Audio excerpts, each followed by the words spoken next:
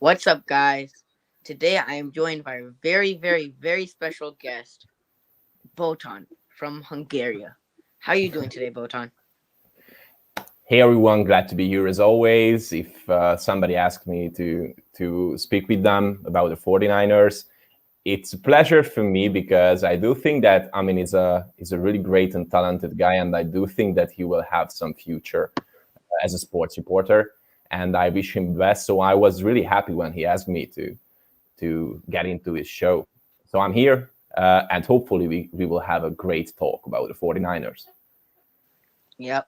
So let's just jump right into it. Starting off is the importance of the Matthew Stafford report. What's your main takeaways from the Matthew Stafford report that Kyle Shanahan was interested in trading for Matthew Stafford? Um, I mean, for me, it's nothing special. To be honest, I thought for the whole time that the 49ers were interested in Matt Stafford, especially because Matt Stafford's got that extra. If you are looking for a quarterback who can win in the fourth quarter, who can stand up even if there's no chance at all, or it seems like there's no chance at all. And in my opinion, he's an elite quarterback in the NFL. He still is, and he's not so old at all. So I was not surprised when I heard that Kyle was interested in Matt. Um, to be honest, if we had signed Matt, we would have a greater chance to win the Super Bowl this year, in my opinion, in my honest opinion. Yep. There's So I not think, there's no surprise there was no surprise to me that they were interested in Matthew Stafford. I personally feel like they didn't trade for Matthew Stafford because he has been injured in the last couple of seasons. And he's definitely way better than Jimmy Garoppolo when he plays, but they just don't want another injured quarterback on the roster because if he gets hurt this season, then your entire season's gone because you don't have any other quarterback. So, and I feel like even if they traded for Matthew Stafford, they would have to give up less than if what they traded for Trey Lance. that's for sure. The Matthew Stafford trade was, if I remember, a third, two first, and Jared Goff they added in there because they wanted to get rid of his contract. They still have to pay for Jared Goff's contract for 1 year, but they wanted to include Jared Goff to get rid of his contract. The Niners traded for that. They would have to give up way less than what they had to give up for Trey Lance. So there's no shock to me that they were interested, but I feel like they didn't trade for Matthew Stafford because of Matthew Stafford's health and injury concerns because he was injured from some seasons from 2018. I remember he was injured, so some seasons he was injured, and they don't want another Jimmy Garoppolo on the team, so they did not trade for Matthew Stafford. That's just personally what I think. Yeah, that's an interesting aspect. But to be honest, have you seen those hits which made him injured in the Yeah. past seasons? Hmm. To be honest, Jimmy has never had a hit like that, any of them. So that's why I don't think that injury issue is an issue if we are talking about Matthew Stafford. Those injuries were unlucky. Those injuries were because of those great hits that he received in the past couple of seasons. And I'm still thinking that that wasn't the problem. Maybe the problem was that Matthew Stafford is more like is not like a game manager. It's not like a puppet that Kyle can make move as he wants him to move because he's a he's an NFL ready quarterback. He's a franchise quarterback. He has his own mindset. He has his own solutions for different kind of problems, and those solutions are not the same solutions which Kyle wants from his quarterbacks. That's what I'm thinking. That's why I think that they prefer to sign a rookie quarterback instead of Matt Stafford. Yep. So moving on to the next topic is why do you think Kyle Shanahan has a losing record? What's the number one reason you think that Kyle Shanahan has a losing record? Because the guy is so stubborn, man. I have never seen a head coach being as stubborn as he is, and we were talking about it with Grant that I'm still thinking that he is immature, and in the past few years there were no tendencies that he's learning from his mistakes. I think he never admitted if he made something or led the team into the wrong direction. He never admitted that the injury bug exists, and it's mainly not because of bad luck, but it's mainly because of the training routine, because of the training staff, because of the medical staff. I don't know if you remember that last season when reporters asked Kyle about Richard Sherman and Weston Richburg, and Kyle said that doctors messed up something in Richard's knee. How the heck? How can that happen in a major league, in a great franchise? I just can't understand it. So that's what I am thinking. And on the other hand, I'm still thinking that he's a genius, but he's not a natural born leader. I do think that his dad was a way better leader than he is. And I do think that Kyle needs to improve in a lot of aspects. But first of all, he needs to grow up. And he needs to understand that he's somehow a face of an organization, and every fan is just waiting for him to be the leader and the genius we all think he is. Yep. The main obvious reasons you could say is because of the injuries. But Kyle Shanahan is just, obviously, he is a stubborn coach, man. Like, Kyle Shanahan, he is stubborn as hell. Like, practices, just based off practices. Kyle Shanahan works his guys so hard. And, like, the bump and run coverage. Like, come on. Like, why are you trying to get players hurt? Why are you doing illegal things? Kyle Shanahan's a stubborn head coach. And then he'll walk into the press conference and, like, sit his back like this. And, like, answers questions and, like, have his hat on, pretending like he's cool. He's a stubborn head coach. But the obvious reason why the losing season is there because of the injuries. And mainly it's because of the training staff, because I don't understand why the Niners get injured more than every other team for some reason. Most of the teams don't get injured. You might lose maybe one of your star players or maybe this player here and there. But the Niners last year lost mainly most of their starters. T. Ford was gone. Bosa was gone. Trent Williams missed game to game. Deebo Samuel missed game to game. So I don't understand what happened, why the Niners training staff is so bad. But they really need to replace that training staff. Because that injuries, I don't understand how half your team could get injured. And every other team in the league, maybe one player gets injured. But the Niners, every player gets, mainly most of the starters get injured. And I'm like, Kyle Shanahan, if your training staff is doing that bad, tell John Lynch to fire your training staff and bring in a new training staff. It's mainly because of Kyle Shanahan being stubborn, but also because of those injuries, because I don't understand why our Niners get injured more than every other team in the league. Well, I mean, I don't know if you are doing right now any sport. Playing basketball, right now. baseball, American football, something like that? Nothing? Not right now. I'm starting baseball in like 2 weeks. 2 weeks I'm starting baseball. I see. Best luck for you. Best luck for you. But why I am talking about that is because I was doing sports for about 15 years. I started with soccer. After that, I went to play American football, the real football, because for me, soccer is not the real football. And if a Hungarian soccer fan will hear this out, I think they will just kill me in the next 10 seconds. So, well, there must be a pre-training and a post-training routine. It's kind of another training included in a training. It's something like you are using to make your muscles more and more flexible. And if you remember, there were a lot of muscle injuries last season and the season before, and there are muscle injuries right now as well. I do think that they need to change that training routine. We have talked about that with Grant, that the 49ers has 2 hours training every day in the OTAs.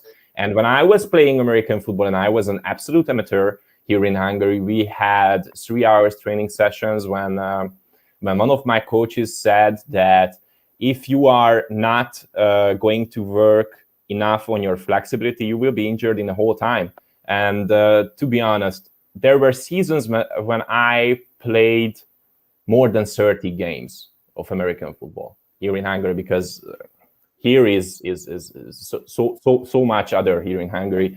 An American football season, there are more cups and other things like that, like in soccer, Champions League and other bullshit. Sorry, but there were a lot of games, and I don't remember if I have ever had a muscle injury.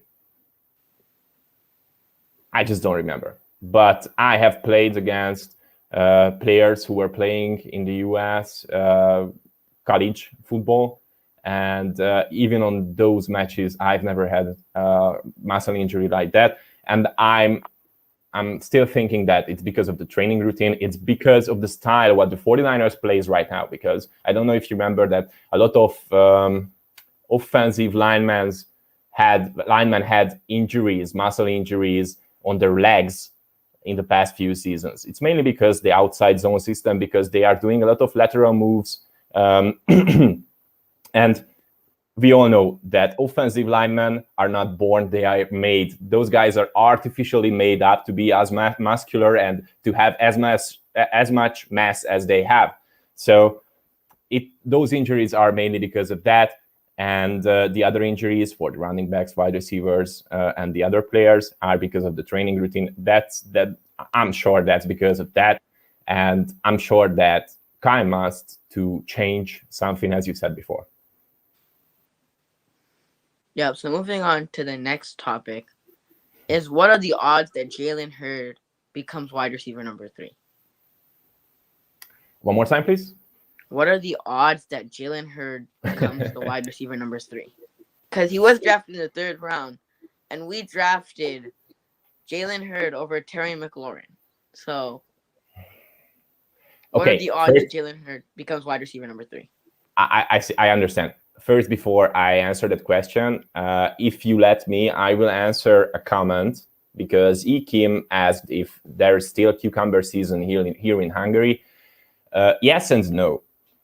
It's cucumber season because we are waiting for the NFL season to start, but it's not cucumber season because the Hungarian soccer team went into Euro 2020 and the Hungarian Football League, the American Football League, has its final this weekend.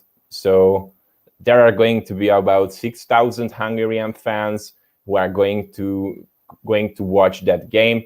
I will not be there, to be honest. So yes and no. There's cucumber season. We are waiting for the NFL, but there's no cucumber season because a lot of things are happening right now, and Olympics are just ahead. Yeah. Wow, Korean 49ers. Another international. So back to the question. What are the odds? I would say about 40, close to 50%.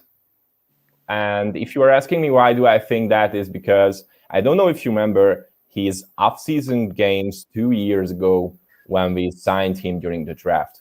Do you remember? Yep. I mean, that guy is a beast. If he is at the tight end position, there is no linebacker who can cover him.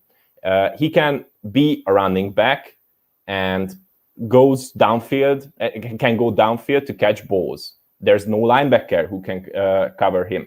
And of course, he can be a number 3 wide receiver, but I don't think that he has the skill set that the 49ers need right now to make him the number 3 wide receiver. Why do I think that? I think that because right now the 49ers are in a huge need of a possession receiver. I cannot pronounce it, I cannot say it enough times this offseason that the only type of wide receiver that the 49ers is missing right now to be one of the greatest teams in the NFL right now is the possession receiver. And Jalen Hurts is absolutely not a possession receiver. He is a big play alert all the time. He is the X weapon of Kyle Shanahan. He will get, mark my words, if he can stay healthy, he will get all those Jimmy gimmies that we were playing in the past few seasons, because he just has an absolutely great skill set for those plays. That's what I'm thinking, 50%. The odds are low in my opinion because Jalen Hurts' first preseason game, he looked better than Deebo Samuel. I saw him and I was like, this guy is going to be special. But then the injuries. I remember, if I remember correctly, torn Achilles, then a torn ACL. It's hard to come back from those injuries and be at a full 100%. You're not going to get a full 100%. And I personally think that there's guys that have done more because Jalen Hurts has missed some time. I personally think wide receiver number 3 should be Richie James. because some of those games that Ayuk and Debo stepped out, he stepped up and he had over 160 yards against the Packers. Some of those games that Debo and Ayuk weren't playing, he stepped up. Hurt, in my opinion, I would give him a 30% chance that he's wide receiver number 3, because I don't even know if he's going to get injured again. I honestly don't even know, because I feel like he's going to get injured again because of his injury. Like, he gets injured in practice so much, it's insane. So the odds are low, in my opinion, about Jalen Hurts. As a professional football player, it's so hard to get over those injuries because you may getting better. You can maybe be 99% healthy, but every people in the fan community will recognize you as the guy who is always injured. And somehow I feel like that while I am listening to you talking about Jalen Hurts, that okay, that guy is going to be injured again. I see your point. I understand your point. But if I want to react for that Richie James thing, I'm not sure that Richie James is the perfect guy for that number 3 receiver spot, because he's fast as hell. He can catch deep balls. He can make some really great plays. But does he really has great hands in a traffic? No. I think if we want to understand the number 3 receiver spot for the 49ers, who was Kendrick Bourne in the past few years, we have to understand what kind of role that number 3 receiver spot has in this team. And I'm not really sure that Richie James has what it takes to be the number 3 receiver for the 49ers. Of course, he can be a great addition. He can step up into a 4 receivers formation and go deep. But to be honest, I don't think that he will be the number 3 wide receiver, and I don't think he should be the number 3 wide receiver. Well, what about if the Niners trade for N'Keal Harry? Do you think he should be wide receiver number 3 if they trade for N'Keal Harry? Hard question. It's replacing Kendrick Bourne went to the Patriots. We take a Patriot wide receiver and N'Keal Harry, bring him to the Niners. We swap, we exchange. Well, to be honest, yeah, he can step up into that role, but I'm still concerned about his hands. Is he really a great pass catcher in traffic? Is he really a possession receiver? These are my questions. Mm-hmm. Because if he is, it's okay. But I don't see him as a great possession receiver right now.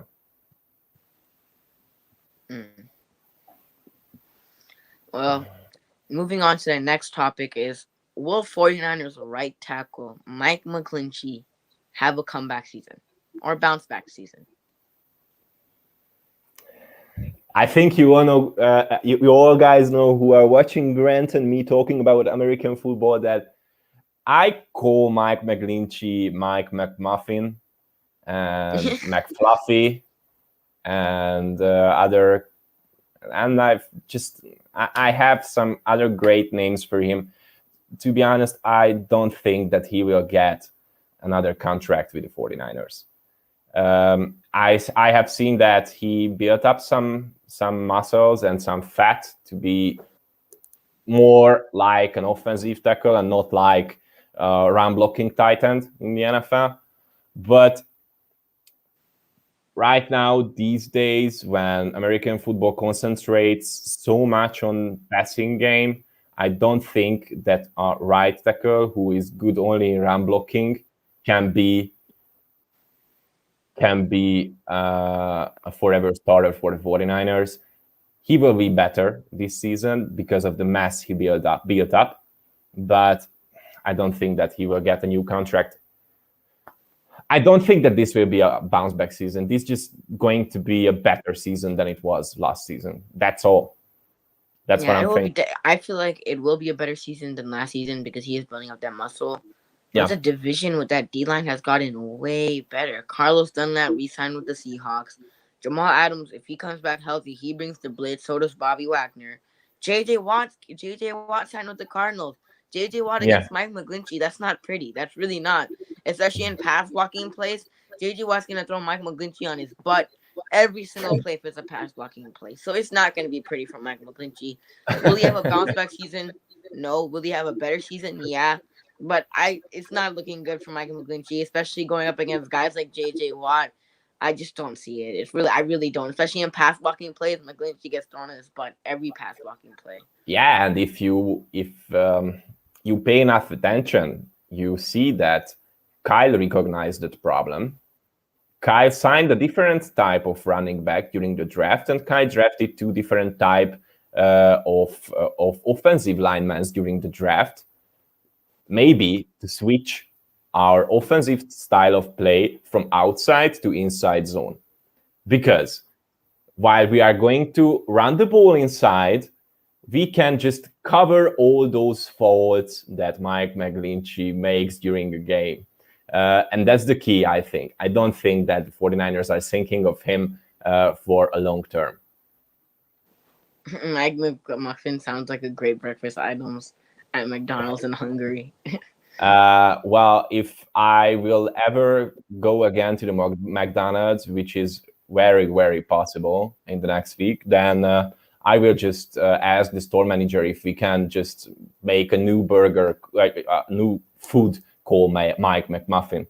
Hopefully they will agree and they will welcome my new idea, or Pinor's new idea. Well, moving on to the next question is, where does the 49ers roster rank in the NFL? Just in general, offense and defense. Yeah. You know, I mean, today you come up with a lot of hard questions for me. I like those hard questions. And I you don't like... You don't have to give me a specific number, but you could give me like an estimate of like... I see.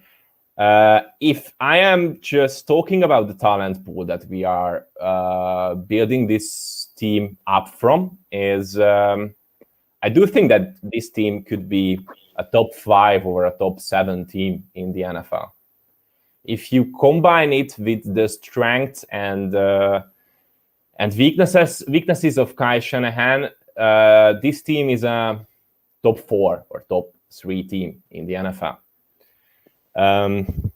I do think that we filled those spots on the roster which were questionable for me, and but I still have a problem. I'm still thinking that we don't have enough depth at the defensive back position. I mean, we need more talent at cornerback position. We need more talent at the safety position, because those guys, there's a tendency that those guys are gonna be injured during the season. That's why I'm a bit afraid. But I'm still thinking of the 49ers as a top 5 to top 3 team in the NFL. Just based off rosters, I put them top 10. I don't know exactly where, because I have to look based off every other team's roster, but they're definitely top 10. But like you said, the cornerback position scares me. Richard Sherman's gone, and Grant says it all the time. Jason Verrett gets hurt, our cornerbacks are not that good. Diamador Lenore, rookie. Ambry Thomas, rookie. And these guys aren't first-round draft picks. They're third-round draft picks and fifth-round draft picks. The odds of them being... I'm not saying that they don't have a good chance to succeed in the NFL, but first year, being good and playing at a high level at the NFC West with guys like DK Metcalf, DeAndre Hopkins, AJ Green, Tyler Lockett, the odds of that happening, of them guarding those guys and locking them up, are not really that high. So that cornerback position really does scare me. And if Jason Verrett gets injured, our cornerbacks consist of Emmanuel Mosley, Diamador Lenore, and Ambry Thomas. So that really does scare me. If I was the Niners, I would definitely trade for a cornerback before the season starts, because there was a free agent corner named Rashad Breeland who was on the market, and they didn't sign him. And he signed with the Vikings, if I remember correctly, for 1 year, $4 million. He signed for $4 million, and I always get mad about that. It's because we didn't want to sign DeForest Buckner because he didn't want to pay him $4 extra million. And we could have used that $4 extra million to sign a cornerback, but we didn't. So I'm just like, come on, like, what are we doing? We really need to improve that cornerback position because Jason Verrett, if he gets injured, we're screwed. We really are screwed big time. So we really need help on that cornerback position. But just based off rosters, they are definitely top 10. I mean, What's up, Grant, Grant? we all love you. Hey, Grant. Yeah, we love Grant. What I think of is what Kai wants to show the world when they are talking about a positional group. They are always want those guys in the locker room feel as confident as possible. I do think that Kyle thinks that depth of the cornerbacks is enough. And the starting point for that is that he just watched last season and saw Robert Saleh being so successful with third and fourth string guys with this defense.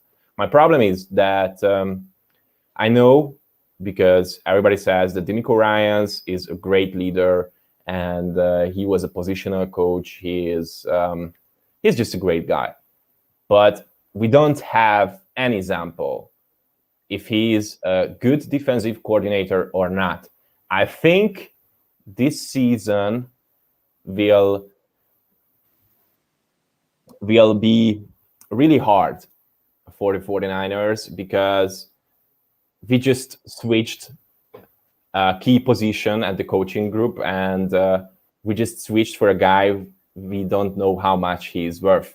So, yeah, we will see. I'm concerned. I'm definitely concerned about the cornerback position. Just based off rosters, I'm not scared because our roster is good. But someone wrote a comment. Let me look at this. Yeah, Kobe Ransom said, I'm assuming the 49ers are expecting their front seven to carry the load should they stay healthy. But if Nick Bosa gets injured, our D-line is really not that good. They're not. We saw it last year. Eric Armstead is not going to give you 10-plus sacks by himself. Kerry Hyder's gone. Our D Ford is injured. He was injured last season. So Hey all, Amin just went out to somewhere. I don't know what happened. Maybe the internet connection. Amin, are you here? He's coming back. Okay, I'm back. I'm back. Hey, can Amin. you hear me? Sorry, my bad. Something happened. Nothing. Yeah, but our D-line, without Nick Bosa, our D-line is not there. So, if you expect the D-line to carry, if Nick Bosa's back, yeah. But with Robert Saleh, I would feel way more comfortable. But also, Robert Saleh's gone. DeMeco Ryans the defensive coordinator. So, first-year defensive coordinator. So, I have no clue how we're going to do without a cornerbacks. And if Nick Bosa's gone, we're not looking so good. I mean, the 49ers defensive line in 2019 was so great because of the combination of those guys who were there. I mean, from then, we traded DeForest Buckner, Bosa got injured, and DeFord is injured all the time. And in that defensive line, Arik Armstead was just like a carrion bird before that huge contract he received from the 49ers. I mean, there were 3 elite players in the defensive line because you have to admit it. When DeFord is healthy, he is one of the greatest pass rushers in the NFL because of that unique combination of strength and speed and how he converts his speed into strength, which is really an uncommon thing in the NFL. I don't know if you can say any other players in the NFL who can do the same. Because adopt. Maybe DJ Watt has the same skill set, but he's more like a strong guy, not like a fast guy, in my opinion. So what I'm thinking of is don't expect the 49ers defensive line to be ever as great again as it was in 2019 because we lack the talent that we have then. That's true. So yep. Hopefully they will be great. I'm pretty sure that they will be great next season. But he will not be elite anymore. Yeah, so moving on. Yeah, without DeForest Buckner, it's definitely not going to be as good. And Nick Bosa is coming off another ACL injury. He had an ACL injury in in his college. Something is definitely wrong with Amin's connection. Hopefully he will come back.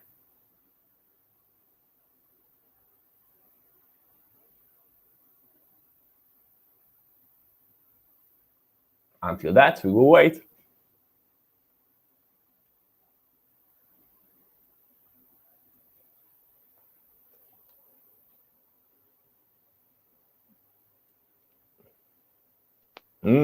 We will get 3 Amins. Wait, two Amins right now? Yeah, okay. Yep. So that defensive line without DeForest Buckner and Nick Bosa came off not one but 2 ACL injuries in the last 3 seasons. So Nick Bosa is also not going to be back at full strength. So that defensive line is not going to be the same.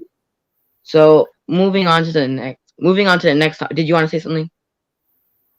Want to see something? I said, did you want to say something because I thought you were about to say. I'm just agreeing with you. Oh, okay.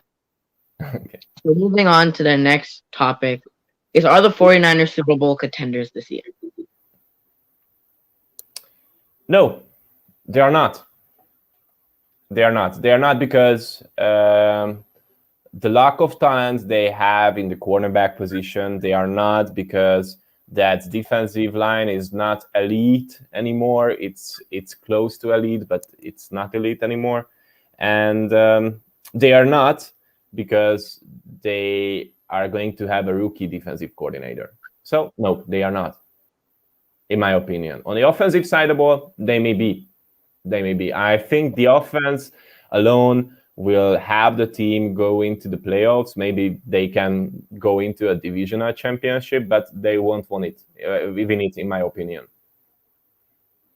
Well, even moving past like the defensive coordinator, who's a rookie defensive coordinator, is that Trey Lance and Jimmy Garoppolo are quarterbacks. Even if Trey Lance starts, no rookie quarterback has ever won the Super Bowl. And we obviously know the favorites of winning the Super Bowl or making it to the Super Bowl in the NFC again this year are the Bucs. And I don't see the Niners and Trey Lance beating the Buccaneers. If the Buccaneers get out early, I pray that they do and the Niners make the playoffs. But health is going against our way, and Trey Lance is our rookie quarterback. And I don't see Trey Lance beating Tom Brady in a head-to-head match in the playoffs. No, in the regular season, maybe, but in that's still a low chance in the regular season. But in the playoffs, you just don't bet against Tom Brady. Tom Brady could be Aaron Rodgers, Drew Brees in the playoffs. Trey Lance is a rookie, so I don't really see Trey Lance beating Tom Brady in the Super Bowl. It's going to take Trey Lance a while. So I just don't see it. The Niners are definitely not Super Bowl contenders this year. Defensive coordinator, who's a rookie quarterback. Our team has to stay healthy. That's also a very key factor. If our team is not healthy, we're not going to make the playoffs, rather less than being a Super Bowl contender. So there's a lot of things that's going against us, and I just don't see us being Super Bowl contenders this year. Next season, yeah, maybe 2022, yeah, I could see it, but just this season, no. I just don't see it. Yeah, absolutely right. Those were the things that I would say if I were you. So, yeah, there are a lot of things that this team is missing right now. First of all, this team is still missing a franchise quarterback. Yeah. That's it. Or a Nick Foles in his prime. Or a Nick Foles. That's it. I have a tricky question for you, but hopefully I think you might remember. But I did this on Cone Phone one time. I was like, if you were Kyle Shanahan and John Lynch, and you were the GM and the head coach, and you could change 3 things in the Kyle Shanahan and John Lynch era, what would you change? 3 things.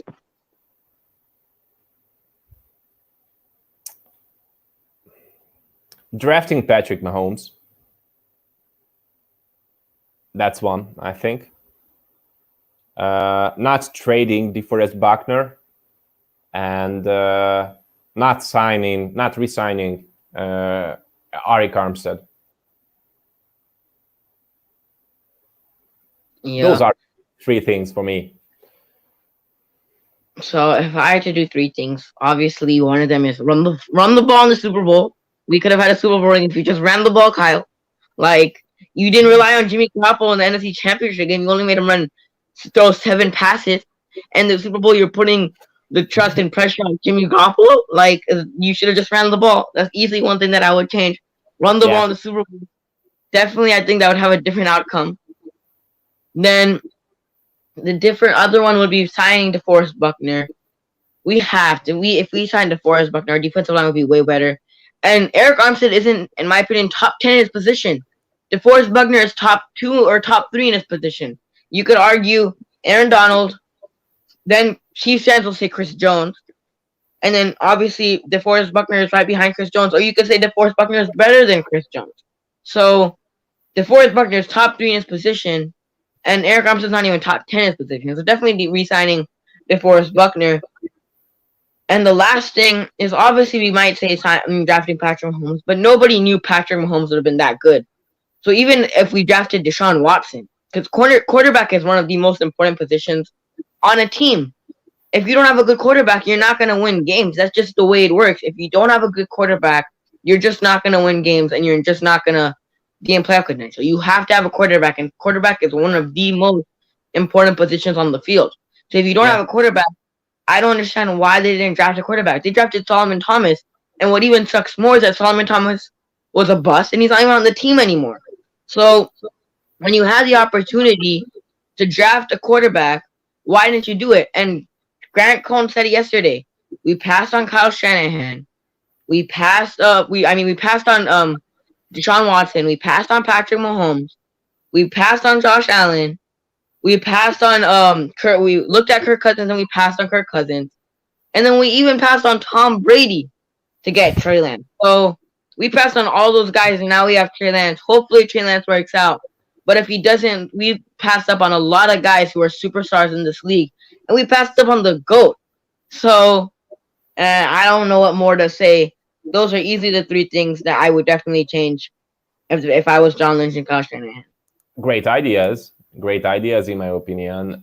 If I can change something, I would say that instead of drafting Patrick Mahomes, I would say just signing Tom Brady last offseason.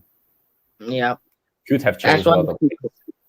That's one thing that people don't look at, but definitely signing Patrick Mahomes. We would have. I think if the team was healthy, we would have won a Super Bowl because Tom Brady did it with the Bucs. And I feel like he could have done it with the Niners because Tom Brady makes their team a different level. Tom Brady, you might not be the most wins in the regular season, but in the playoffs, Tom Brady is another animal in the playoffs. So Tom Brady has something which I would like to call a winner's mentality, and a guy who knows when he has to put most of his power into the game. I think it's something you cannot learn. You're just born with it. I mean, look at his career. He was a guy nobody cared of.